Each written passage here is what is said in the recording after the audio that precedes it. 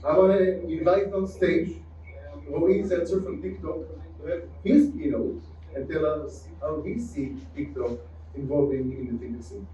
Thank you very much. Roee, join us.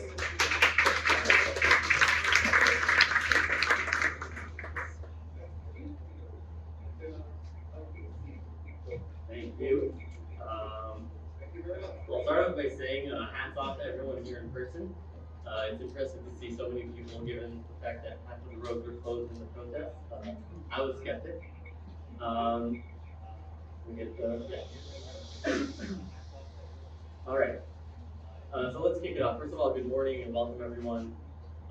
People say that in times of uncertainty, it's very easy to get caught up in the chaos of it all. But what separates the winners from the losers is the ability to spot opportunity when everyone else around you is focused only on the growth. My name is Roee Zelcer, and I'm in sales for products and services at TikTok Israel. And today, I want to talk to you about how we can spot the opportunity given the current economic climate. Now, what is the current economic climate? We're in the midst of a perfect storm. That's a nice way of putting it. We're in a shitty situation where everything that can go wrong is going wrong. We are facing the post-pandemic effects that the market is correcting itself. Add to that a geopolitical outbreak in Ukraine, trade placed embargoes on trade. We're seeing interest rates and inflation rates going up. We're seeing that liquidity is now a big issue for a lot of companies. We're seeing banks that are getting shut down. Last week it was SVB and two other banks in the U.S. Now it's happening in Europe. We're seeing it in Paribas. We're seeing it in Deutsche Bank. We're seeing it in Switzerland. So it's a very difficult situation out there. And it goes across almost every industry. We're here to talk about fintech.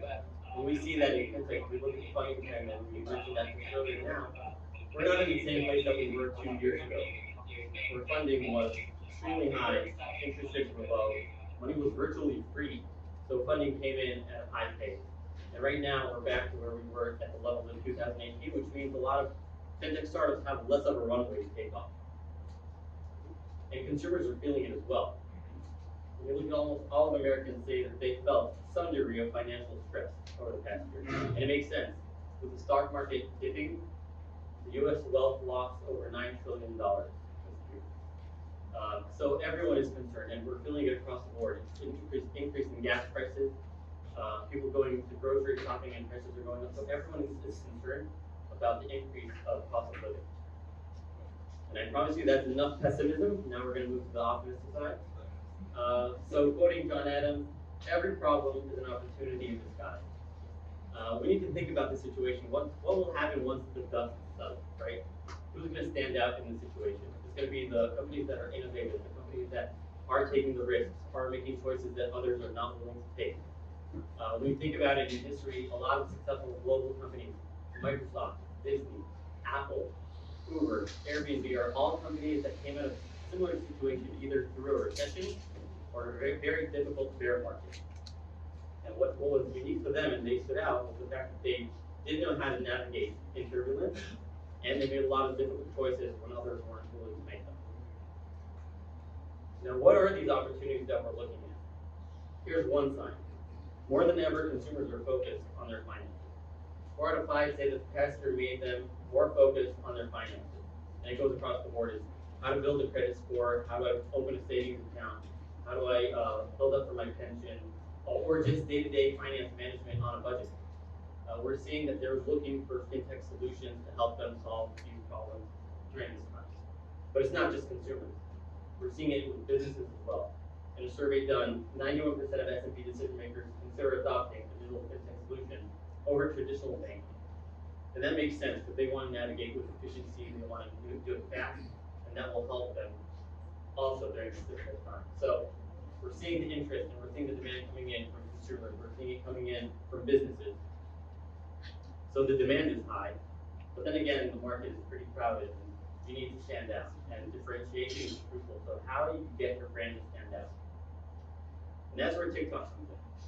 So TikTok is bringing fintech into the mainstream. How it's doing that? It's taking very complex topics around investment, finance management, wealth management, and basically turning it into digestible videos that everyone can access.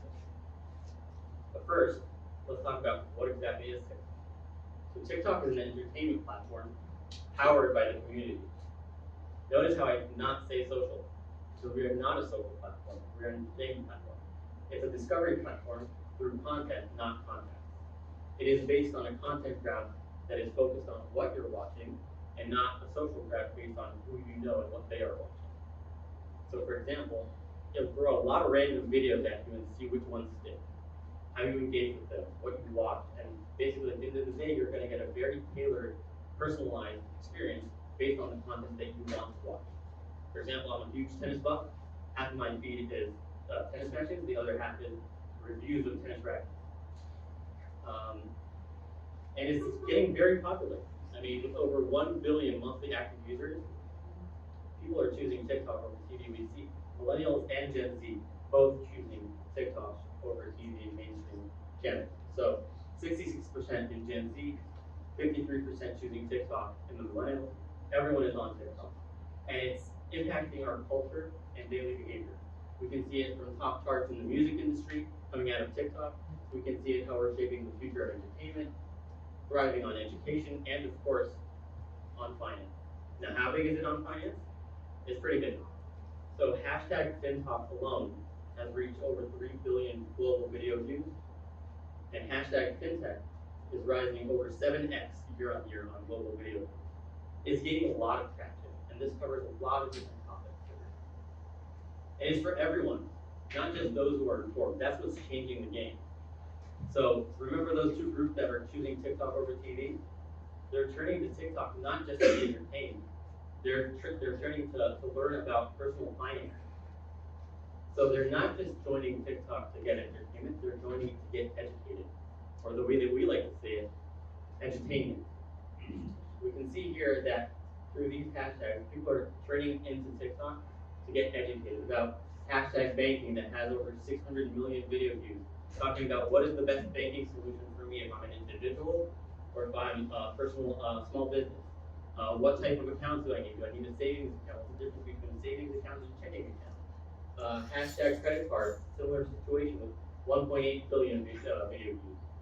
Again, talking about what are the different solutions that I have. Do I want point accrual or do I want cashback? What's the right one? What's the right solution for my small business? Again, with hashtag insurance, with 1.6 billion video views.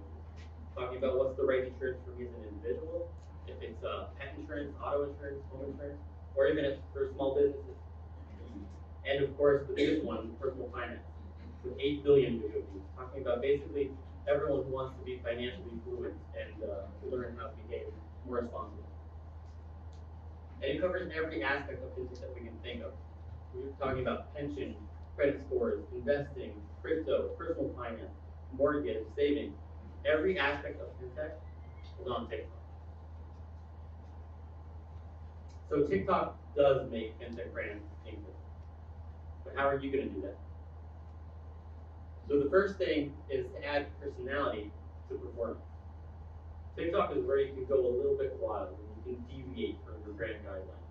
That's what's expected of you as a brand from the user.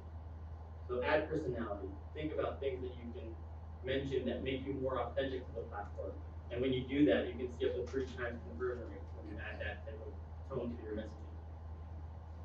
Add feelings to features. At the end of the day, 3 and 4 say that TikTok is a place where people can openly express themselves.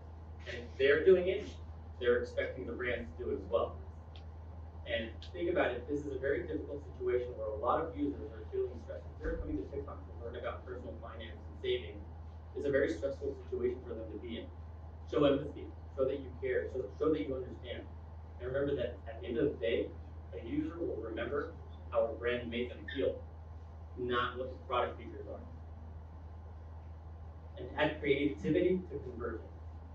71% of users say that financial content on TikTok is creative.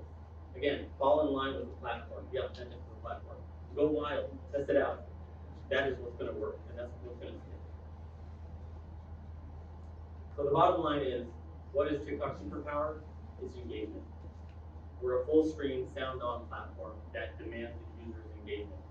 And a whopping 92% of TikTok users say that after watching the TikTok, they go ahead and take action. It could be like, comments, sharing the video, or just going out and researching about a brand that they care about.